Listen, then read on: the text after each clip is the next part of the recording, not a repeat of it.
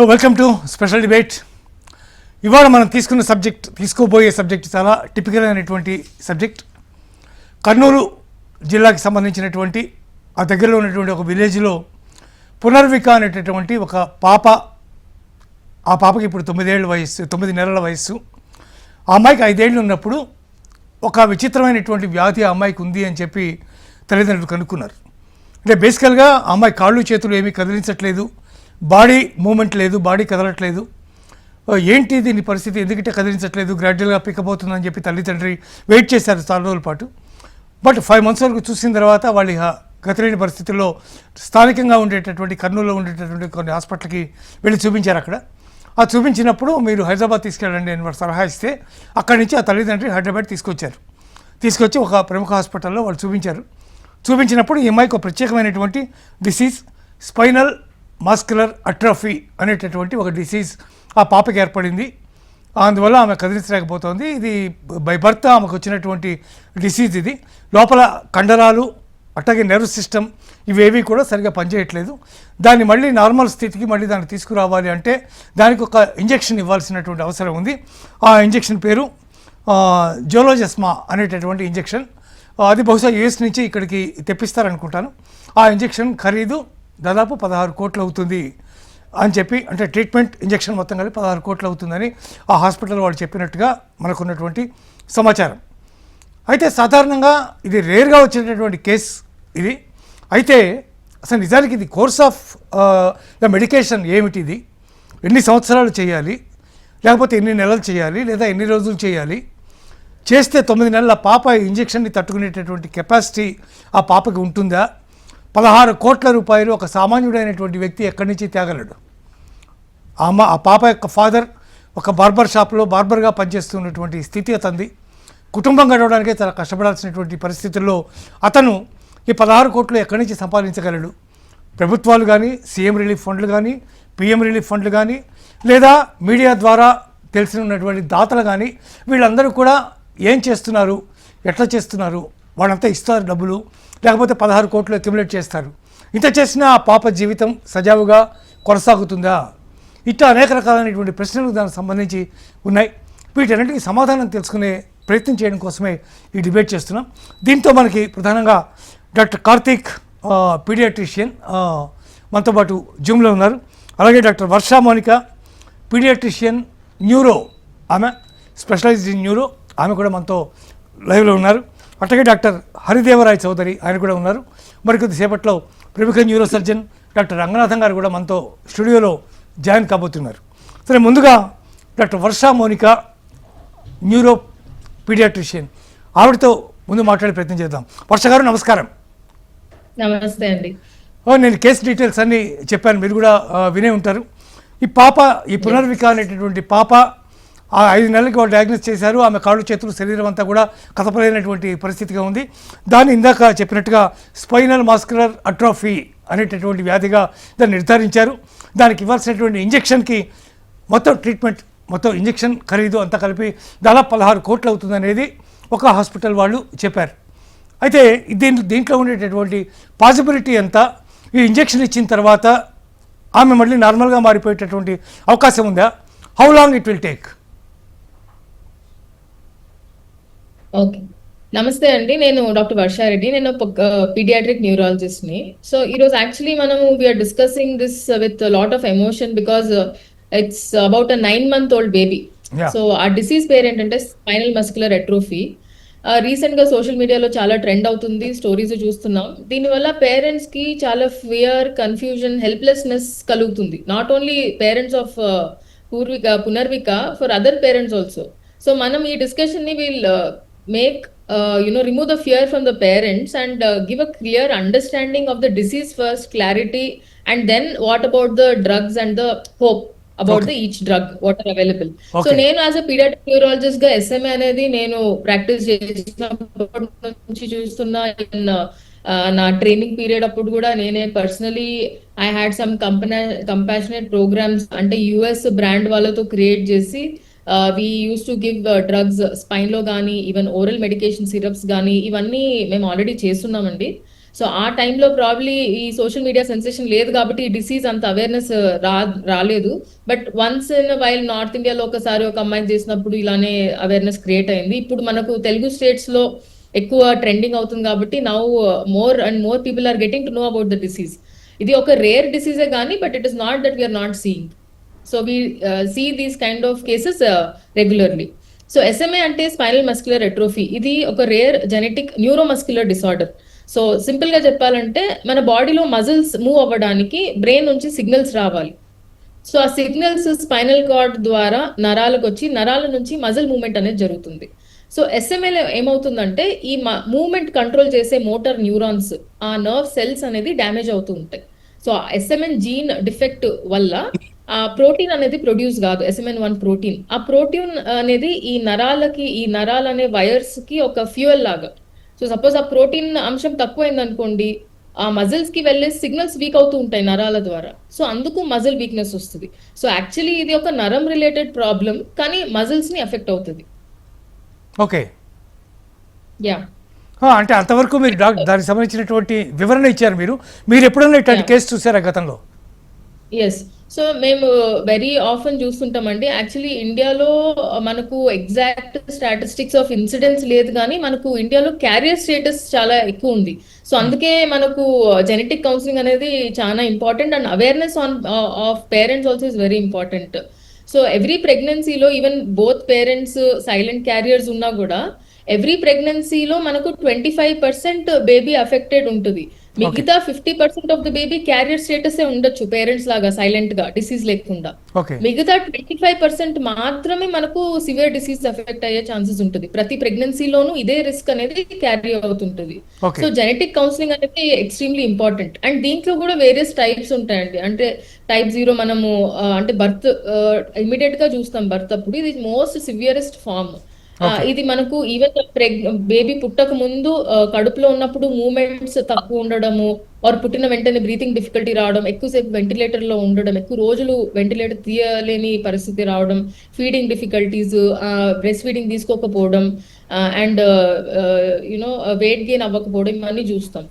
And ఇవి almost ఇలాంటి babies survive కూడా అవ్వకపోవచ్చు రెస్పిరేటరీ ప్రాబ్లం వల్ల. అండ్ నెక్స్ట్ టైప్ వచ్చేసి 0 to 6 months లో చూస్తాం. ఇది కూడా సివియర్ ఫామ్, ఇది ఇన్ఫెంటైల్ ఫామ్ అంటాము. దీంట్లో కూడా ఇట్ ఈస్ లైఫ్ థ్రెటనింగ్. ఎందుకంటే మనకు ఎలాగైతే మజిల్స్ మూవ్మెంట్ ఇప్పుడు చేతులకే కాళ్ళకే కాదు, మనం రెస్పిరేషన్ ఊపిరి పీల్చుకోవడానికి కూడా మనకు మజిల్ సపోర్టే కావాలి.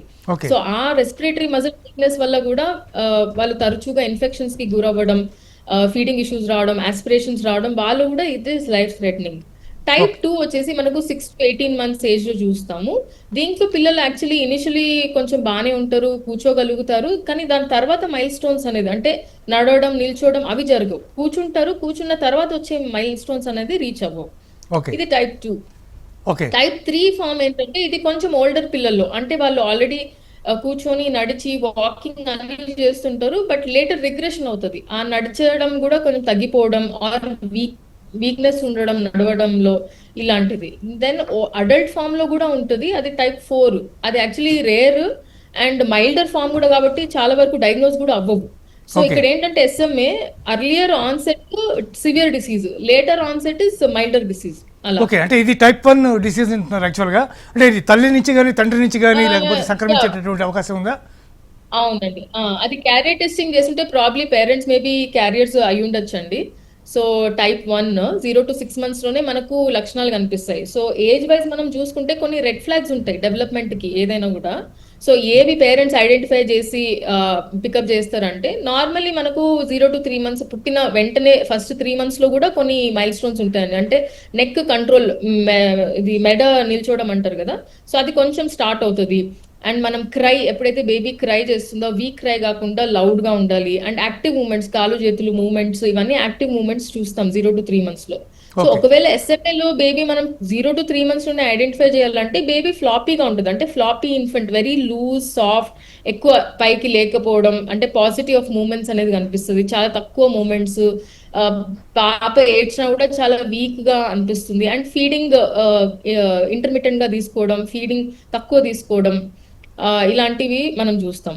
అంటే మీరు మామూలుగా దీనికి మీరు గతంలో ట్రీట్ చేశారని చెప్తున్నారు కదా, మీరు ఎంత కాస్ట్ అవుతుంది దాని ట్రీట్మెంట్, ఎంత కాస్ట్ అయ్యే అవకాశం ఉంది? ఆ ఇంజెక్షన్ 16 కోట్లు అని చెప్తున్నారు. Is it really possible for that? So basically అండి ఇది it is a rare disease కేటగిరీలో వస్తుంది. First of all SMA disease మనకు patient number of patients with the drug ratio అనేది it's very small. Okay, high patient cost ఉంటుంది. So and it is not just any other drug and it is not like మనం fever కో paracetamol ఇంకో cancer drug ఇస్తున్నామని కాదు. ఇక్కడ actually direct gene నే మనం రీప్లేస్మెంట్ చేస్తున్నాం. So lot of R&D, lot of years of research and very limited cases పైన వాళ్ళు స్టడీ చేసి అండ్ మనకు import duties so and in హాస్పిటల్లో అయ్యే ఖర్చు, so everything together, but the drug cost is still remain 16 crore అండి. Even few years ago also what they given it is around that. So the cost is for the R&D that is done and it is not just a drug. We are literally using precision technique to modify the gene itself to form the protein.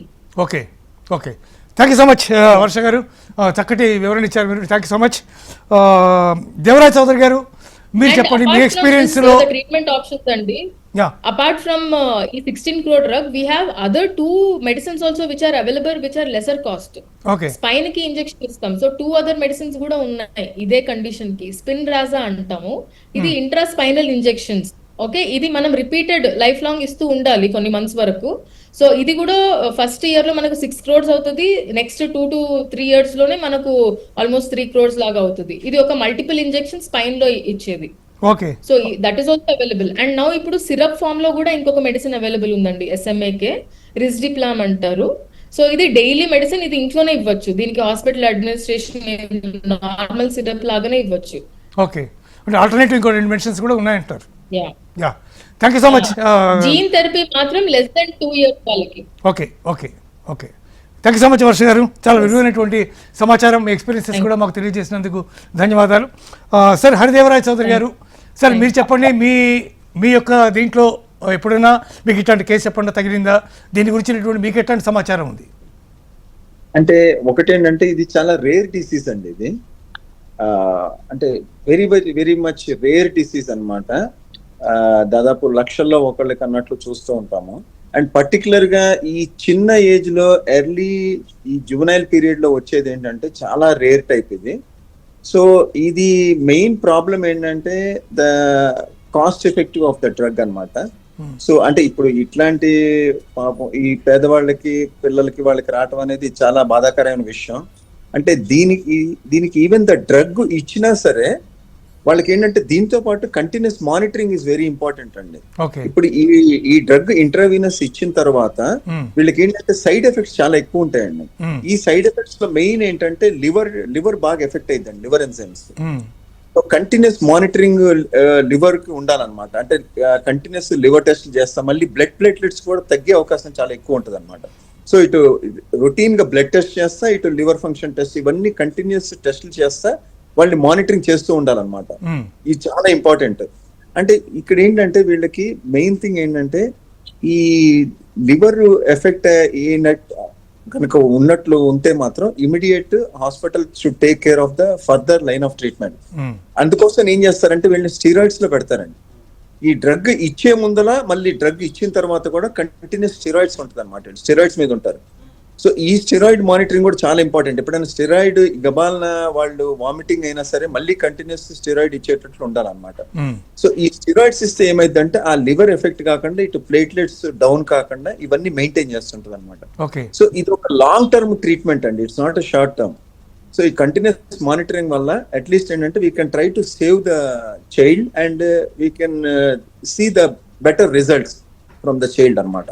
అంటే sterilisation లో ఉండాలి continuous, even hands కానీ ఏదైనా సరే, even వాళ్ళ stools లో కూడా ఈ మెడిసిన్ అక్కడ రివీల్ అయింది అనమాట. సో దాన్ని కూడా ఇమీడియట్ జాగ్రత్తగా డిస్పోజ్ చేయాలి. So everything is every step is very important in this system అనమాట. ఇది డ్రగ్స్ ఇచ్చే దాంట్లో. ఓకే, ఇప్పుడు మీరు ఇంత చేసినా కూడా అంటే వాళ్ళు మామూలు ఒక సామాన్యమైనటువంటి కుటుంబం. ఇందాక చెప్పాను నేను, ఓ బార్బర్ షాప్లో అతను బార్బర్గా పనిచేస్తున్నటువంటి వాడు, అతని ఇల్లు లేకపోతే అతని పరిస్థితి, చుట్టూ ఉండే వాతావరణం అవన్నీ ఎట్లా ఉంటాయో తెలియదు మనకి. అంత హైజీనిక్గా అద్భుతంగా చేసేటటువంటి కెపాసిటీ అతనికి ఉండకపోవచ్చు. ఇట్లాంటి పరిస్థితుల్లో ఒక పక్క మీరు ఇంత పెద్ద స్థాయి ఇంజెక్షన్ ఇంజెక్షన్ మీరు ఇచ్చినప్పుడు ఆ పాప యొక్క జీవితం ఫర్దర్గా can she able to continue like that? అంటే ఇక్కడ మెయిన్ థింగ్ ఏంటంటే hour aim is to save the child and వాళ్ళని పిల్లల్ని మనం కాపాడటానికి ట్రై చేస్తుంటాం. అయితే దీనికి ఏంటంటే అది ఒక పూర్ పీపుల్ కి వచ్చినా మిడిల్ క్లాస్ పీపుల్ కి వచ్చినా ఎవరికైనా సరే ఇది చాలా ఇబ్బందికరమైన విషయం, ఎందుకంటే కాస్ట్ ఎఫెక్టివ్ కాబట్టి. సో దీనికి ఏంటంటే కంపల్సరీగా even the government, the state government, the central government, the various organisations, various societies and individual గా ఇటు మీడియా ద్వారా కూడా అందరి సహాయం ద్వారా చేస్తున్నప్పుడు ఏంటంటే కొంచెం ఇప్పుడు డాక్టర్ కూడా ఏంటంటేనండి చేసే ఏమైనా ప్రొసీజర్ చేసేటప్పుడు కూడా దేవుని తలుచుకునే చేస్తారు. సో ఈవెన్ దేవుని అనుగ్రహం కూడా ఉండాలి. ప్రతి ఒక్కటి ఇట్స్ వెరీ ఇంపార్టెంట్ ఈ విషయంలో. మనం మాక్సిమం పాపను కాపాడటానికే చూస్తుంటాం అనమాట. ఈవెన్ మనకి ఈ ప్రొసీజర్ చేసేటప్పుడు కూడా బికాస్ అది రేర్ డిసీజ్, సో డ్రగ్ కూడా రేర్ గా జీన్ థెరపీ ఎఫెక్ట్ అయింది కాబట్టి సో దాని గురించి ఏంటంటే ఈవెన్ కంపెనీ వాటిని కూడా మనము అడిగాం. సో వాళ్ళని కూడా మనము కొంచెం అడిగి కన్సిడర్ చేసి ఆ డ్రగ్ కాస్ట్ ఎఫెక్ట్ కూడా మాట్లాడి ఈ విధంగా స్టేట్ గవర్నమెంట్, సెంట్రల్ గవర్నమెంట్ అందరూ రియాక్ట్ అయ్యి కనుక అందరు హెల్ప్ చేస్తే మన ఆ పాపని కాపాడే అవకాశం చాలా ఎక్కువ ఉంటుంది. సో అంటే బికాస్ ఇట్స్ రేర్ డిసీజ్ కాబట్టి. Okay sir thank you. Karthik గారు మీరు చెప్పండి, మీ అనుభవంలో మీరు ఎప్పుడైనా ఇట్లాంటి కేసు ఎప్పుడైనా మీరు చూసారా? దీని గురించి మీ వద్ద ఉన్నటువంటి డీటెయిల్స్ ఏమిటి? ఈ 16 కోట్లు పెట్టి ఇంజెక్షన్ చేస్తే, ట్రీట్మెంట్ చేస్తే ఫర్దర్గా ఆమె జీవితం యథావిధిగా కొనసాగుతుందా? దానికి మళ్ళీ ఏమైనా అడ్డంకులు వస్తాయా? మీకున్నటువంటి అనుభవంలో మీరేం చెప్తారు? Yes, it is. అంటే ఇది అందరూ చెప్పినట్టు one of the rare genetic disorders ఇది. ఇందులో type 1 ఇస్ వెరీ కామన్. అంటే ఈ అన్ని టైప్స్ లో చూస్తే type 1 ఏదైతే ఈ పాపకు ఉందో, పునర్వికాకు ఉందో, ఈ type 1 అనేది ఆల్మోస్ట్ 50% వరకు పిల్లలకి type 1 అనే ప్రెసెంట్ అవుతుంది. దాని వర్డ్నిక్ హాఫ్మాన్ డిసీజ్ అంటాము, లేదా సింపుల్ గా SMA type 1 అని అంటూ ఉంటాం. So rare genetic disorder. But గుర్తుపెట్టుకోవాల్సింది ఏంటంటే ఇందులో జనాలకు ఒక అవగాహన కలగాలి. అంటే ఇటువంటి జబ్బులు ఎలా డిటెక్ట్ చేయాలి, దీన్ని డిటెక్ట్ చేసే పరికరాలు ఉన్నాయా, ఎలా డిటెక్ట్ చేయవచ్చు, ఎటువంటి కుటుంబాలలో ఈ టెస్ట్లు ముందుగానే చేయించాలి, ఈ అవగాహన అనేది చాలా చాలా ఇంపార్టెంట్. ఇక్కడ మెయిన్ ప్రాముఖ్యత దేనికి అందుకుందంటే 16 crore ఇంజెక్షన్ ఉంది అనేది, దానికి ఎక్కువ ఇంపార్టెన్స్ వచ్చింది. But the same time public లో అవేర్నెస్ రావాల్సింది ఏంటంటే how to detect this disease early, can we detect this early, ఎటువంటి ఉంటే ఎటువంటి కుటుంబాలలో ఈ టెస్ట్ ముందుగానే మనం చేయించాలనేది తెలుసుకోవాలి. సో డాక్టర్ గారు చెప్పినట్టు దీన్ని ఆటోజోమల్ రిసెసివ్ అంటాం. అంటే ఇద్దరు తల్లిదండ్రులు క్యారియర్ గా ఉంటేనే ఈ పర్టికులర్ పాపకి ఈ ప్రాబ్లం అనేది మనం గుర్తుపడతాం అనమాట. సో 25% పిల్లలకి మాత్రమే ఈ వచ్చే ఛాన్సెస్ ఉంటుంది. సో వచ్చినప్పుడు ఈ ఎర్లీగా డిటెక్ట్ చేసే సిమ్టమ్స్ ఏంటి అంటే ఫ్లాపీగా ఉంటారు. అంటే సింపుల్ గా వాళ్ళు సింపుల్ చెకప్ వెళ్ళినప్పుడు పిల్లవాడిని ఇట్లా ఎత్తుకున్నప్పుడు జారిపోతున్నట్టు ఒక ఫీలింగ్ వస్తుంది. అది ఎందుకంటే మసిల్స్ లో టోన్ ఏమాత్రం ఉండదు అనమాట. అందులో లోవర్ లిమ్స్ అనేది అంటే కింది భాగం శరీరానికి సంబంధించి చాలా హైపోటోనియా ఉంటుంది. అట్ ద సేమ్ టైం ఎత్తుకున్నప్పుడు జారిపోతూ ఉంటారు. సో ఇవన్నీ ఎర్లీ డయాగ్నోస్ చేస్తే ఎస్ అఫ్ కోర్స్ ఈ SMA type 1 కి SMN జీన్ అనేది డిఫెక్టివ్ గా ఉంది కాబట్టి, దానికి ఎగ్జాక్ట్ కాపీ మనకు అవైలబుల్ గా ఉంది కాబట్టి దాన్ని రీప్లేస్ చేస్తే of course this is one's life given drug, one time given drug. And of course doctor గారు చెప్పినట్టు దానికి సంబంధించి సైడ్ ఎఫెక్ట్స్ ఉంటాయి. దానికి సంబంధించి చాలా చాలా జాగ్రత్తలు తీసుకోవాల్సిన అవసరం ఉంటుంది. స్టీరాయిడ్స్ ముందు, స్టీరాయిడ్స్ తర్వాత, బట్ స్టీరాయిడ్స్ తో కూడా దానికి సంబంధించి మనకి సైడ్ ఎఫెక్ట్స్ ఉంటాయి. సో ఇవన్నీ కూడా it is not a simple thing. Yes, there is treatment available, but it comes with a lot of side effects. ఇవన్నీ కూడా మనము దృష్టిలో పెట్టుకొని ట్రీట్మెంట్ ఇవ్వాల్సిన అవసరం ఉంటుంది. అంటే సామాన్యులకి ఎవరికైనా, సామాన్యుడికి అంటే ఇప్పుడు ఆమె సామాన్యమైనటువంటి కుటుంబంలో ఉన్నటువంటి పాప, ఆమెకి 16 కోట్లు పెట్టి ఇంజెక్షన్ చేయించాలంటే how far it is possible? ఏం చేయాల్సి ఉంటుంది దానికి? ఇప్పుడు we know that there is treatment available. Treatment లేని జబ్బులు చాలా ఉన్నాయి, దానికి ఏమి చేయలేము మనం. ట్రీట్మెంట్ దీనికి ఉంది అండ్ దీనికి సంబంధించి చాలా రీసెర్చ్ జరిగింది, చాలా ఖర్చు పెట్టారు. దాన్ని ప్రొడ్యూస్ చేయడం అనేది కూడా ఒక డిఫరెంట్ టెక్నాలజీ. అది అందు గురించి ఇంత కాస్ట్ అనేది ఉంటుంది. దాన్ని ఇంపోర్ట్ చేయాలి, దానికి ట్యాక్సెస్ ఉంటాయి, ఇంపోర్ట్ డ్యూటీస్ ఉంటాయి. So all these things are there. But when we know available గా ఉంది అన్నప్పుడు సామాన్యుడు కానివ్వండి, బాగా డబ్బులు ఉన్న వాళ్ళు కానివ్వండి, ఎస్పెషలీ పిల్లలకు సంబంధించి ఉన్నప్పుడు ఆ ఇమోషన్స్ వేరే మాదిరిగా ఉంటాయి. ఎంత ఖర్చు అయినా కూడా ఆ ట్రీట్మెంట్ మనం అందించాలని ఒక ఉత్సాహము, ఆవేదన ఇవన్నీ ఉంటాయి. At the same time lot of help is required. So middle class, lower middle class వాళ్ళకి చాలా ఇబ్బంది ఉంటుంది. బట్ జాగ్రత్తలు ఏవేవి తీసుకుంటే మనం కాపాడొచ్చు అనే వాళ్ళకి ఒక అవేర్నెస్ క్రియేట్ చేయగలిగితే డెఫినెట్ న్యాచురల్గా అట్లాగే అనుకుంటారు కదా సార్, కాపాడాలని అనుకుంటారు ఎవరైనా. ఎగ్జాక్ట్లీ. ఐ మీన్ మనకు అవకాశం ఉంది అన్నప్పుడు cost takes another this thing, we have to put a lot of effort to try and save the baby, అంతే. Yeah, thank you so much sir, thank you so much Karthik garu, thank you so much Devaraj Chowdary garu. మీ విలువైనటువంటి సమయాన్ని మాకు కేటాయించి మంచి inputs ఇచ్చినందుకు very kind of you. Thank you so much. నమస్తే. ఇప్పుడు మనతో పాటు డాక్టర్ రంగనాథం న్యూరో సర్జన్ ఉన్నారు, ప్రముఖ న్యూరో సర్జన్ ఆయన. కొన్ని అద్భుతమైనటువంటి కేసెస్ని నేను కూడా చూసినటువంటి సందర్భాలు ఉన్నాయి. వారు మనతో స్టూడియోలో ఉన్నారు ప్రస్తుతం. వారితో మాట్లాడి ఈ కేసుకి సంబంధించినటువంటి మరిన్ని ఇన్పుట్స్ తీసుకునే ప్రయత్నం చేద్దాం. డాక్టర్ గారు నమస్కారం. సార్, ఈ కేసు మీరు విన్నారా? ఈ పునర్విక అనేటటువంటి అమ్మాయి అసలు ఏంటి పరిస్థితి? ఓ ప్రముఖ హాస్పిటల్లో ఆమెను చూపించినప్పుడు 16 కోట్ల రూపాయలు దీనికి ఇంజక్షన్కి ఖర్చు అవుతుంది. జోలాజస్మా అనేటటువంటి ఇంజక్షన్ అది. ఈ ఇంజక్షన్ బహుశా అమెరికా నుంచి ఇక్కడికి ఇంపోర్ట్ చేసుకోవాలేమో, నాకు తెలియదు. అమెరికా కాదండి ఇది. ఈ తయారు చేసే సంస్థ పేరు నోవార్టిస్. ఓకే. నోవార్టిస్ అనేది స్విట్జర్లాండ్ బాసెల్ అనే ఒక ప్రాంతంలో ఉంది. ఓకే. ఒరిజినల్గా దాని పేరంటే సీబాగ్ ఐవి సంస్థ వారు శాండోస్తో కలిపి ఎప్పుడో దానికి పునర్నిర్మాణం జరిగింది. ఇప్పుడు ఆ సంస్థ నుంచి ఇది వస్తుంది, ఇంపోర్ట్, మనకు దిగుమతి చేసుకోవాలి. మన దేశంలో తయారీ లేదు, అందువల్ల కాస్ట్ ఎక్కువ. కానీ ఒక సంతోషకరమైన విషయం కూడా ఉందండి. ఇంత కాస్ట్లీ ఇంజక్షన్ అని మన అందరూ భయపడిపోకుండా నోవార్టిస్ వాళ్ళు సంస్థ ఒక ఫ్రీ లాటరీ సిస్టమ్ అంటారు. అంటే ఇప్పుడు కొన్ని దేశాల్లో ఉన్న వాళ్ళందరినీ కలిపి ఒక లాటరీ వేస్తారు వాళ్ళు. ఇప్పుడు అదృష్టవశాత్తు పునర్విక పేరుగా అందులో వచ్చింది అనుకోండి, ఇప్పుడు వాళ్ళు ఫ్రీగా సప్లై చేస్తున్నారు. గ్లోబల్ రీచ్ యాక్సెస్ ప్రోగ్రామ్ అని వాళ్ళు పెట్టారు. అది అందులో లాభాపేక్ష ఉన్నా కొంత సర్వీస్ మోటో కూడా ఉంది. ఇది అందరూ గమనించాలి. దీనివల్ల ఏంటంటే పునర్విక వాళ్ళ తల్లిదండ్రులు సరే, మిగతా వాళ్ళందరూ ఇతోధికంగా సహాయం చేస్తున్నారు. ఇదంతా భారతదేశంలో కూడా ఈ మధ్యకాలంలో ఈ క్రౌడ్ ఫండింగ్ అనే కాన్సెప్ట్ వచ్చింది, చాలా ముదావహం. అదే కాకుండా మన అందరం కూడా ప్రయత్నం చేసే ఏమిటంటే, ఎవరైతే గ్లోబల్ సంస్థ ఏదైతే నోవార్టిస్ మాతృ సంస్థ నుంచి ఈ ఫ్రీ లాటరీ సంస్థ ఉంది, ఫ్రీగా ఇస్తున్నారు కేసులు. ఓకే. అది మరి ఈ పాప కోసం కూడా అందరూ ప్రయత్నించాలి. ఎందుకంటే ఈ డిజీజ్ అనేది భారతదేశంలో దగ్గర 3%. 3%లో కూడా ఇంకొక మాట నేను చెప్పాల్సింది ఏమిటంటే, ఎంత తొందరగా లక్షణాలు ప్రస్ఫుటంగా లేకముందు కానీ మనం డయాగ్నోజ్ చేయగలిగితే, ఇందా మీరు ఒక ప్రశ్న అడిగారు, క్యూరా అంటే క్యూరే అంటే ఈ మందు ఎంత పుణ్యకాలం కాస్త అయిపోయిన తర్వాత చేతులు కాలిపోయిన ఆకులు పెట్టుకోవడం చందం కాకుండా ముందే కానీ దానికి లక్షణాలు, ఇప్పుడు మాటకి చిన్నపిల్ల డాక్టర్ దగ్గర తీసుకెళ్లారు, అక్కడ అవగాహన ఉండి ఈ ఉండాల్సిన మైల్ స్టోన్స్ అంటామండి. తల్లిని చూసి ఒకసారి మెడ ఎత్తడం అనేది దగ్గర 3-4 నెలల్లో రావాలి. అది కానీ స్లో ఉంటే, అంటే దాని మీద ముద్రేసేయడం అని కాదు, కానీ ఏదన్నా కానీ ఎఫ్ఎంఎన్ మస్కులర్ డిస్ట్రఫీ కాదు కదా అని ఒక అనుమానం అయితే రావాలి. అప్పుడు తల్లిదండ్రులను విచారణ చేసి దానిలో పరీక్షలు చేసి ఉంటే ఆ టైంలో కానీ, అంటే ప్రస్ఫుటంగా లక్షణాలు రాకన్నా ఉంటే 100% సక్సెస్ రేటు. ఓకే. ఒకసారి లక్షణాలు వచ్చాయనుకోండి, అది ఇంకా డిజీజ్ మాడిఫికేషన్ అంటారు, అంటే వ్యాధిని తాలూకా దాన్ని స్థితిగతులు మార్చడమే, ఇంకా క్యూర్ లేదు.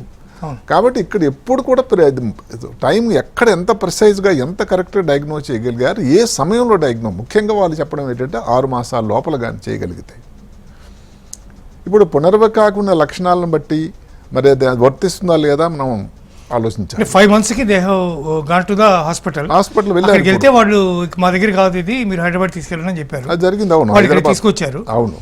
మొత్తానికి ఇప్పుడు అమ్మాయికి 9 months అండి. 9 months. అందుకనే ఇప్పుడు వారి తాలూకు సమాచారం ప్రకారం నేను చదవగా తెలిసింది ఏమిటంటే, 6 మాసాల లోపల లక్షణాలు పూర్తిగా ప్రస్ఫుటంగా రాకముందు ఉంటే ఇంకా ఈజీ అయ్యి ఉండేది. 100% రికవరీ. అంటే చాలా తక్కువ. ఇలాంటి రేరు వ్యాధుల్లో 100% రికవరీ చాలా తక్కువ కదండి. ఏదో యాక్సిడెంట్ అయితే బ్రెయిన్లో క్లాట్ తీస్తే రికవర్ అయినట్టు ఉంది. కావాల్సిన దానిలో ఏమిటంటే దాని తాలూకా అందుబాటు, రెండోది ఒక్కసారిగా డయాగ్నోజ్ అయినట్టయితే అందుబాటు అన్నది ఏముంది, అందులో చెప్పినట్టుగా కానీ ఫ్రీ లాటరీలో కానీ వచ్చినట్టయితే నోవాటిస్ వాళ్ళు నిజంగానే వాళ్ళు చాలా సహాయం చేస్తున్నారు. ఈ గ్లోబల్ యాక్సెస్ ప్రోగ్రామ్ కింద ఏదైతే నోవాటిస్ లోకల్గా హైదరాబాద్లో నగరంలో ఉంది, మన గచ్చిబౌలిలో, వాళ్ళని సంప్రదించి దాని కార్యక్రమం ఏంటి, దాని ఏ విధంగా దాన్ని సంప్రదించాలి, యాక్సెస్ పొందాలి, నోవాటిస్ మెయిన్ సంస్థని ఎట్లా, ఈ రోజు అన్ని మెయిల్ రోజులండి.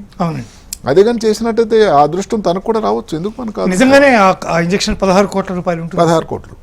అదే దానికి రీసెర్చ్లో కానీ దిగుమతి తాలూకా సుంకం కానీ ఇంకా నిజంగా ఏమిటంటే ఇప్పుడు జీన్ SMN1 జీన్ ఏదైతే ఉందో దానిలో ఉండేటువంటి ఒక ప్రోటీన్, అంటే కండరాలు నరాలు దాని తాలూకు అనుసంధానం కోసం వ్యవహారం చేసేటువంటి ప్రోటీన్ డెఫిషియన్సీ అండి. ఇప్పుడు దాని ఆ లేముని పూర్తి చేస్తుంది. మరి అంటే అది చాలా గొప్ప ఔషధం, దివ్య ఔషధం కదండి.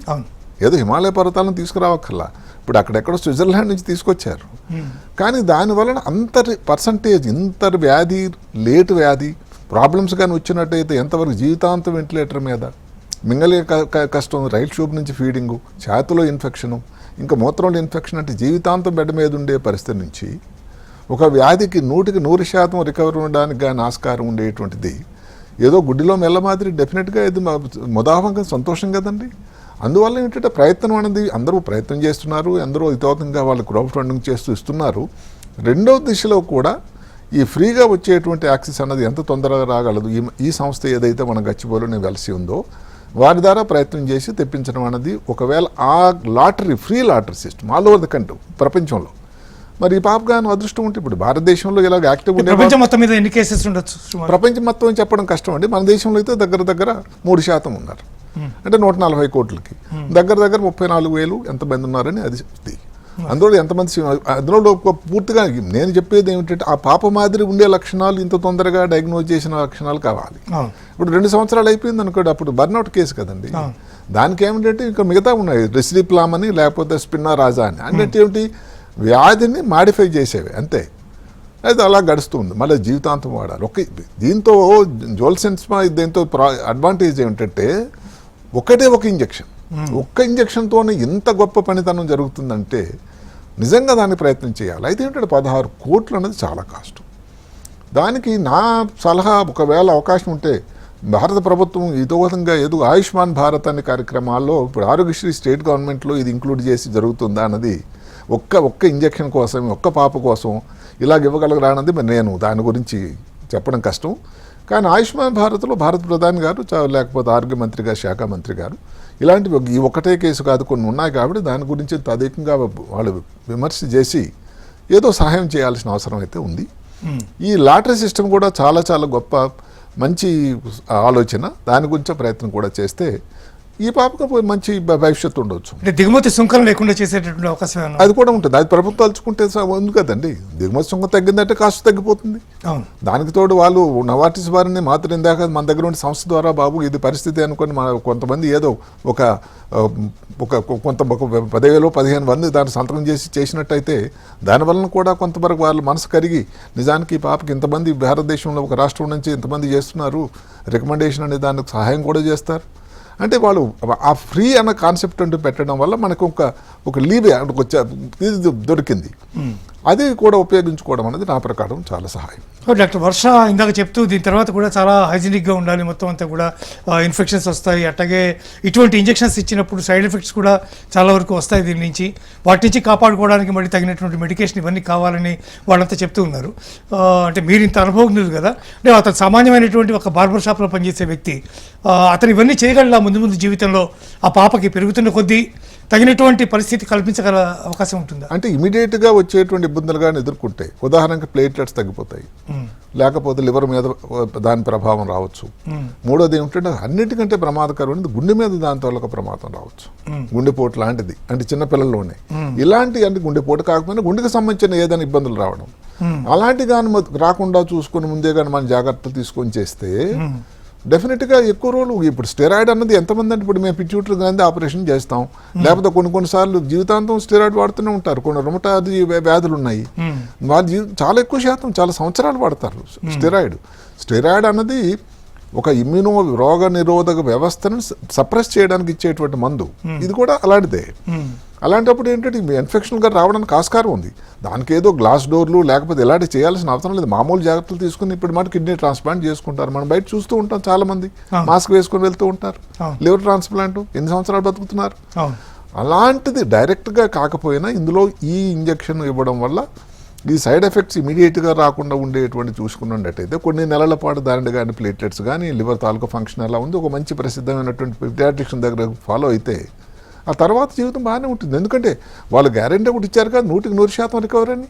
వెంటిలేటర్ లేదు, ఫీడింగ్ నార్మల్గా ఉండొచ్చు, నడుస్తూ ఉంటారు. అసలు సగం అక్కడ దాకడతో కట్టడైపోయింది కదండి. కరోనా లాంటి మహమ్మారికి మనం వ్యాక్సిన్స్ తయారు చేసుకున్నాం. అటు యుఎస్ తయారు చేసింది, రష్యా తయారు చేసింది, వీడంతా తయారు చేశారు.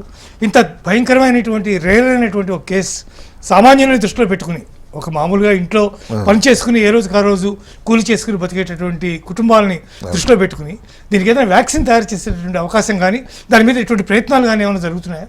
ఇది ఆలోచన చాలా సరైంది. అంటే ప్రభుత్వం వారు కానీ అంటే వ్యాక్సిన్ చేయకూడదని దాన్ని ఏదో నేను చెప్పడం లేదు. ఎంతమందికి ఉపయోగకరం అనేది అందుకు ఒక సమస్య వస్తుంది. ఇప్పుడు కరోనా మీరు నా పేరు తీసుకున్నారు. కరోనాలో కోట్లాది మందికి అది సంజీవని అయింది. ఇప్పుడు ఇక్కడ అక్కడ కోట్ల మంది ఒక పక్కనట్టయితే దగ్గర 34,000లో ఈ ఉపయోగం వచ్చి ఎంతమంది ఉన్నారు? ఇంకా తక్కువ సంఖ్య అవుతుంది. అంటే వాళ్ళు భారతదేశ పౌరులు కారు, వాళ్ళని మనం నెగ్లెక్ట్ చేయాలి, దానిని మనం చూడకూడదని కాదు. అక్కడ మరి ప్రభుత్వంతో ఆలోచన ప్రయారిటీస్ అని ఒకటి ఉంటాయి. అలాంటి మనకి ఈ మధ్యన కాలంలో ఒక వ్యాధి వచ్చింది, ఏది నిఫా అని. నిఫా దానికి కూడా లేదు, వ్యాక్సిన్ చేయవచ్చు కదా, ఇలాంటి సమాచారం వచ్చింది, మాటలు వచ్చాయి. అంటే ఎన్ని కేసులు అవుతున్నాయి? ఎక్కడో వెస్ట్ బెంగాల్లో 2 కేసులు వచ్చాయి, అందులో ఒకళ్ళు మరణించారు, ఇంకొక సరే ఆరోగ్యంగా అయిపోయారు. అలాంటప్పుడు ఒక కేసు కోసం ఒక వ్యాక్సిన్ అన్నది అంటే ఎవరిని నేను మాటలు బాధపరచని కాకపోయినా నేను అనుకోవడం ఎక్కువ మందికి కానీ ఉండేటట్టయితే ఆలోచన డెఫినెట్గా ఉండదు. చాలా రేర్ డిసీజ్. అంటే ఇట్లా లక్షణాలు చాలా మందికి ఉండొచ్చు, కానీ ఇంత తీవ్రంగా ఉండకపోవచ్చు. గ్రాడ్యువల్లీ వాళ్ళు అంటే మనం ఏ స్టేజ్లో దాన్ని మనం డయాగ్నోస్ చేయడం జరిగింది అని ఉంటుంది. అదే కాకుండా ఇంకా మళ్ళీ చెప్తున్నాను, అందరూ కూడా 16 కోట్లు అనే ముందు ఈ ఇంజెక్షన్ ఏదైతే జెల్సెన్మా ఏదైతే ఉందో ఎంత తొందరగా లక్షణాలు రాకముందు ఇవ్వడం జరిగింది అన్నది ముఖ్యం. ఒకసారి ఆల్రెడీ లక్షణాలు వచ్చిన తర్వాత ఈ 16 కోట్ల ఇంజెక్షన్ వచ్చిన కూడా దాని అంత ఉపయోగం ఉండకపోవచ్చు. ఏదైతే ఫస్ట్ ద ఇన్ఫాంటైల్ టైప్ 1 ఆ తర్వాత ఇంకా దాని లక్షణాలు పెరిగిపోతూ ఉంటాయి. దాని తర్వాత ఇంటర్మీడియట్ పద్ధతి అంటారు, తర్వాత ఏదో మోడరేట్ మైల్డ్ అని ఇలాగ వచ్చాయి. ఇప్పుడు మైల్డ్ ఇంటర్మీడియట్కి వచ్చేసరికి దాని తాలూకు మనం ఇచ్చినా కానీ 16 కోట్లు పూలింగ్ చేసి ఇచ్చినా కానీ అంత ఉపయోగం ఉంటుందా? ఇది మనం ఆలోచన చేయాలి. మెడిసిన్స్ రాకముందు ప్రతి డిసీజ్ కూడా చాలా తీవ్రతరంగానే భావిస్తాం. ఈరోజు మన చిన్నపిల్లలకి టీకాలు వేస్తున్నాం, లేదా గర్భిణీలకి ముందర ప్రికాషన్గా కొన్ని ఇంజెక్షన్స్ చేస్తున్నాం.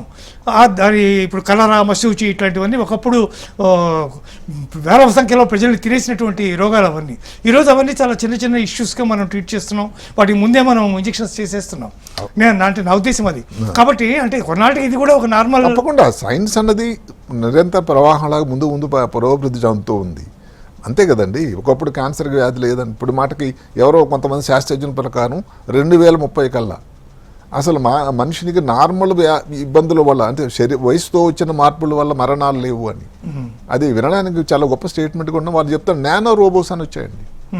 అంటే ఎక్కడైతే వ్యాధి క్యాన్సరే అనుకోండి, అక్కడికి నానో రోబో ఏది సింపుల్ ఇంట్రావీనస్ ఇంజెక్షన్ ఇచ్చినట్టయితే అక్కడికి వెళ్ళి ఆ కణాలను ఛేదించి నార్మల్ కణాలకు ఏం లేక చేయకుండా వచ్చేస్తుంది. దాని అలాంటి టెక్నాలజీ పెరిగింది. కాబట్టి నేను అనుకోవడం పర్టికులర్గా ఇప్పుడు 2026 కింద 30 సంవత్సరాల క్రితం ఎంత తేడా అండి. భారతదేశం కూడా చాలా పురోభివృద్ధి చెందింది, సైన్స్ చాలా పెరిగింది. మీరు చెప్పిన కోవిడ్ వ్యాక్సినే మన దేశమే కాకుండా మిగతా దేశాలకు మనం ఎంతో సహాయం చేసాం. అలా అది రాదు అని కాదు. అయితే ఏంటంటే సంఖ్యాపరమైనది ఒక ఆలోచన అయితే ప్రభుత్వం వారికి ఉంటుందని నేను అనుకుంటున్నా. అయితే వాళ్ళు పెద్ద మనసు చేసుకుని ఈ బేబీని కూడా మనం చెయ్యాలి, ఇంతమంది అడుగుతున్నారు, రిక్వెస్ట్ చేస్తున్నారంటే సుంకం తగ్గించి దిగుమతి చేసుకోవడానికి సరళతరం చేస్తే దానివల్ల డెఫినెట్గా పునర్వేసుకోవడం మళ్ళీ పునర్జీవనం అవ్వడానికి చక్కగాను. ఈ డిసీజ్ మామూలుగా మనం 34,000 మందికి ఇండియా మొత్తం మీద అంతే లెక్క ప్రకారం జెనెటిక్ గా దీని నుంచి తల్లిదండ్రుల నుంచి సంక్రమించేటటువంటి అవకాశం ఏమైనా ఉందా? అదే వాళ్ళలో ఉండే లోపాలు పిల్లలకి ఈ రకంగా అంటే దాన్ని ఎవరు ఎట్లా డయాగ్నోస్ చేయాలి? అంటే మరి ఇది ఎక్కడ మొదలవుతుందంటే బేబీ ఎట్లా ఉందనే. అంటే బేబీ వాళ్ళు చెకప్ చేస్తారు, వ్యాక్సిన్ తీసుకెళ్తారు కదా, దానికి ఏదో షెడ్యూల్ ఉంటుంది. ఆ వ్యాక్సిన్ తీసుకెళ్ళినప్పుడు ఇలా బేబీని పట్టుకోగానే మెడెత్తిందా లేదా, 6 మాసాల పాప 6 మాసాల లోపల మెడెత్తాలి కదా. లేదు కాలు ఫ్లాబీగా అంటాం, అసలు లూజ్గా అసలు ఏం సంబంధం లేదు, కూర్చోలేకపోతుంది, నడుముకి అసలు సపోర్టే లేదు, అంటే డౌట్ రావాలి. అప్పుడు తల్లిదండ్రులకు పరీక్ష చేసినట్టయితే ఏదైతే SMN1 ఈ వ్యాధి తాలూకు లక్షణాలు వాళ్ళు జన్యుపరంగా ఏదైనా లోపం ఉంది, కానీ అప్పటికే అయిపోయింది కదా, బిడ్డకు వచ్చేసింది, సంక్రమించింది వ్యాధి. అంటే తల్లిదండ్రుల దగ్గర నుంచి ఫస్ట్ వచ్చేటప్పుడు వాళ్ళని టెస్టులు చేస్తే ఏమైనా తెలిసే అవకాశం ఉంది? ముందుగా అంటే ముందు తెలవడానికి ఎట్లా ఉంది, ప్రతి వాళ్ళకి ఇది మ్యాండేటరీ, టెస్ట్ మ్యాండేటరీ, అది చాలా కాస్ట్ అవుతుంది. అది కూడా ఇవన్నీ ఏమిటంటే అగైన్ ఇప్పుడు మేము బ్రెయిన్ ట్యూమర్ వచ్చే ముందు ఈ మధ్యకాలంలో మనది రాష్ట్రంలోనే హైదరాబాద్ భాగ్యనగరంలోనే కొన్ని జెనెటిక్ సంబంధించినటువంటి ఒక టెస్టులు ఉన్నాయి. ఎంతమందికి బ్రెయిన్ ఆపరేషన్ చేస్తే వాళ్ళు వచ్చి అడుగుతారు, సార్ మా చుట్టానికి వచ్చింది నేను భయపడుతున్నాను అని చేయించుకోవచ్చు. కానీ ఒక ప్రాబ్లం ఏంటంటే ఆ టైంలో అది నార్మల్ అన్నంత మాత్రాన్ని మళ్ళీ రాదా, అయితే దానికి ఉపయోగకరంగా ఉంది. అంటే వచ్చే ముందు ఇంతకుముందు మాటకు ఎప్పుడో పూర్తి లక్షణాలు ప్రస్ఫుటంగా వచ్చినప్పుడు చేసిన కన్నా ఒక 2 సంవత్సరాలకు 3 సంవత్సరాలకు ఏది చిన్న తలనొప్పి వచ్చినప్పుడు టెస్ట్ చేయడం ఇలా జరుగుతూ ఉంటుంది. డెఫినెట్గా అది చాలా ఉపయోగకరం ఉంటుంది. అయితే ఇంత తక్కువ రేర్ వ్యాధి ఆ తల్లిదండ్రులకు టెస్టులు చేయటం, మళ్ళీ వాళ్ళు చేయించుకోవడానికి దానికి సుముఖంగా ఉంటారా లేదా, ఇన్ని ఇష్యూస్ ఉన్నాయి. చేయటం అనేది ఇన్ ప్రిన్సిపల్ కరెక్ట్. అది ఓకే.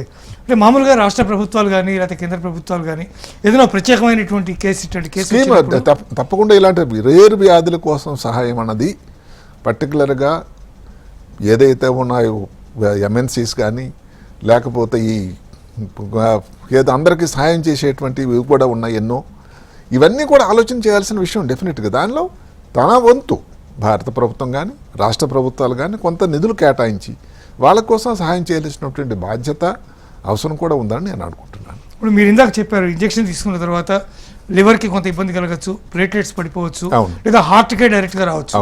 వీటికి మళ్ళీ ప్రత్యేకమైనటువంటి ప్రికాషన్స్ కానీ ప్రత్యేకమైన ట్రీట్మెంట్ కానీ తీసుకోవాల్సిన అవసరం. ఇప్పుడు ప్లేట్లెట్స్ అనుకోండి, కోవిడ్ టైంలో చాలాసార్లు ఇప్పుడు మాటకు మధ్యలో ఇది వచ్చింది, డెంగ్యూ వస్తుంది, ఎంతో కామన్గా దానిలో ప్లేట్లెట్స్ డ్రాప్ అవుతుంటాయి. దానికోసం అవసరం పడిన పద్ధతులు చేయాలి.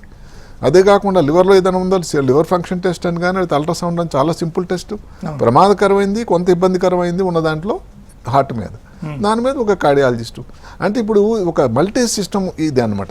ఇప్పుడు ఈ ఇంజెక్షన్ ఇచ్చినప్పుడు ఈ ప్రాబ్లం రావచ్చు అని తెలుసు కాబట్టి ఒక లివర్ సంబంధించిన నిపుణుడు, లేకపోతే ఒక గుండెకు సంబంధించినటువంటి నిపుణుడు, బ్లడ్ ఇవన్నీ చూసేటువంటి ఎవరైనా చూస్తూ ఉంటారు. ఇలాగ ఒక మల్టీ సిస్టమ్ అంటే డాక్టర్లు ఎక్కువ మందితో చూసినట్టయితే ఒకే అండర్ ది సేమ్ రూఫ్ ఆ బేబీకి న్యాయం జరుగుతూ ఉంటుంది. 10 మంది డాక్టర్ల దగ్గర వెళ్లకుండా అదే క్లినిక్.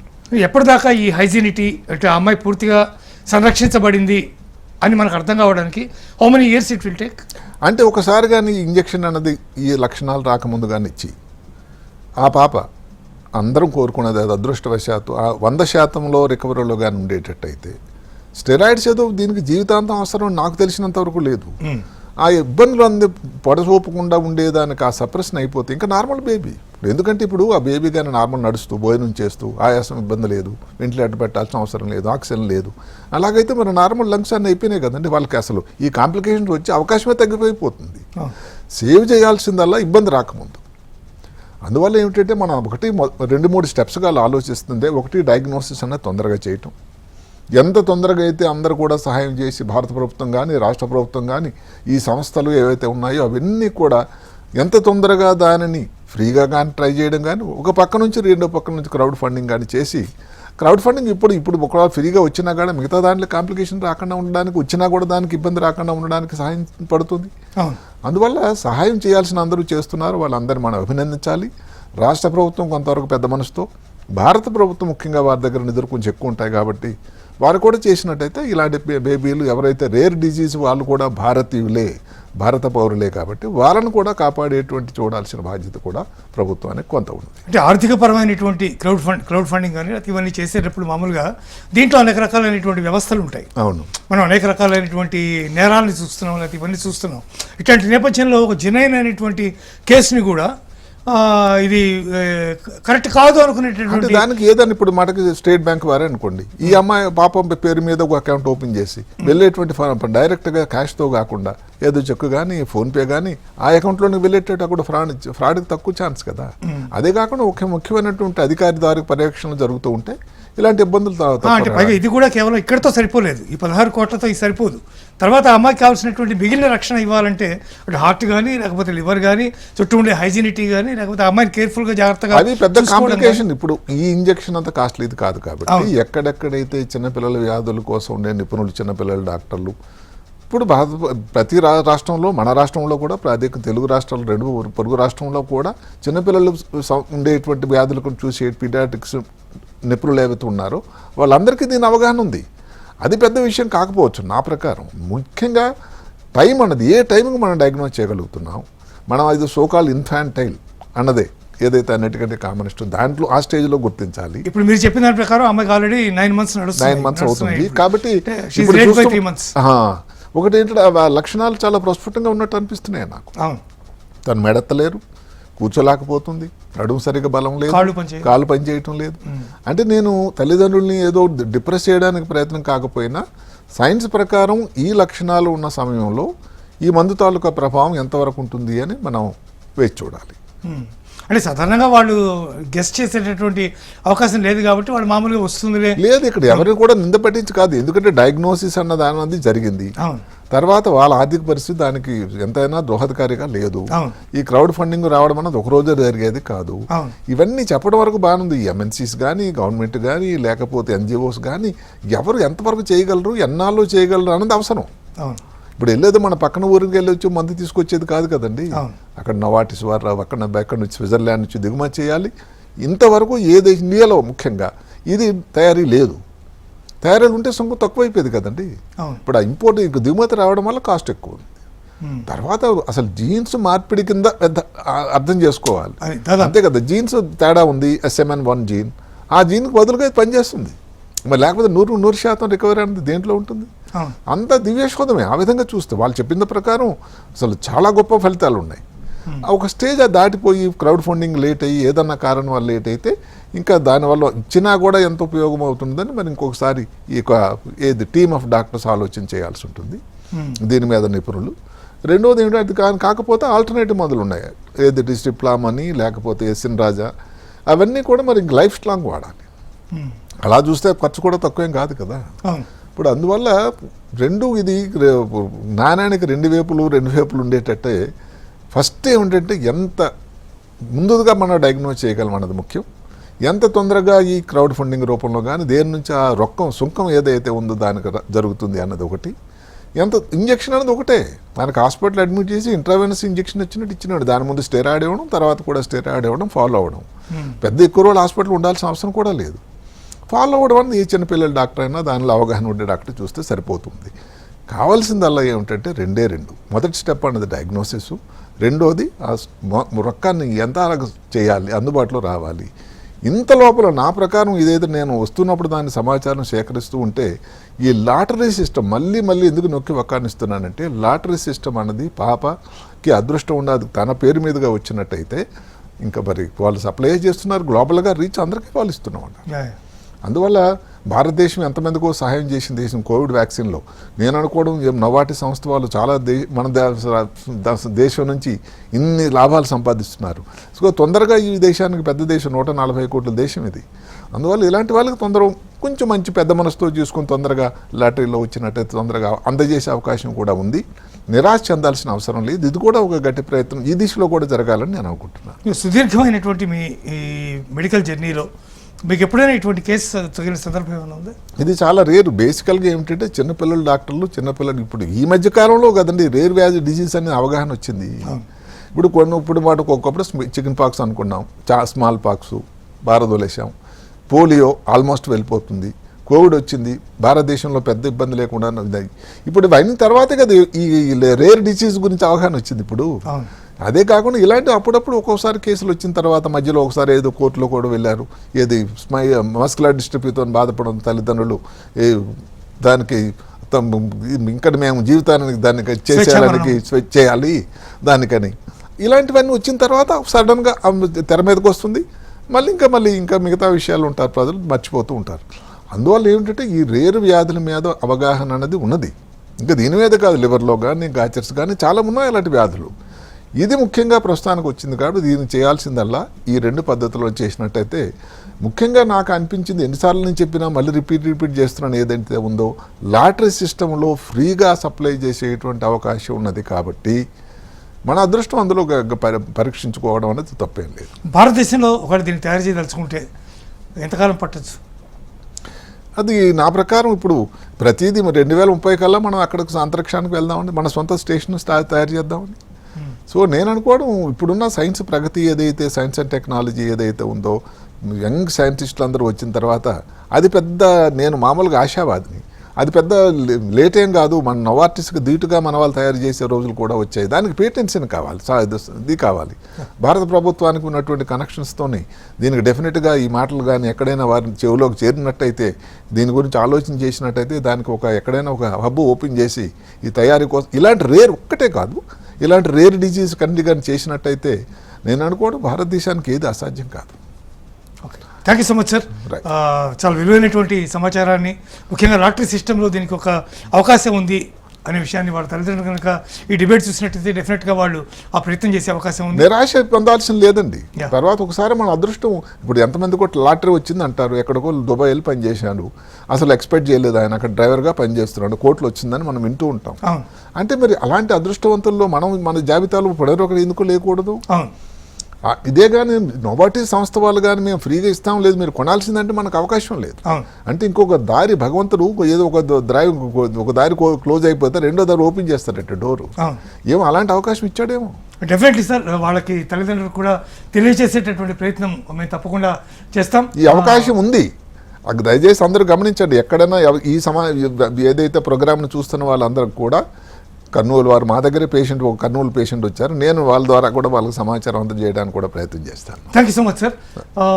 ఈ పునర్విక కేసులో ఖచ్చితంగా తల్లిదండ్రులకి సరైనటువంటి ఆర్థిక సహాయం లభిస్తుందని, లేదా డాక్టర్ గారు చెప్పినట్టుగా, రంగనాథన్ గారు చెప్పినట్టుగా లాటరీలో కూడా అమ్మాయి పేరు వచ్చే అవకాశం ఉంది. ఏదేమైనా ఇప్పటికీ దాదాపు 3 నెలలు ఆలస్యమైంది కాబట్టి వీలైనంత త్వరగా ఆ పాపకి తగినటువంటి ఆ వైద్య సహాయం అందాలి అని చెప్పి ఆకాంక్షిస్తూ ఇది ఇవాళ ప్రత్యేక డిబేట్. చూస్తూనే ఉండండి HM TV. నమస్తే.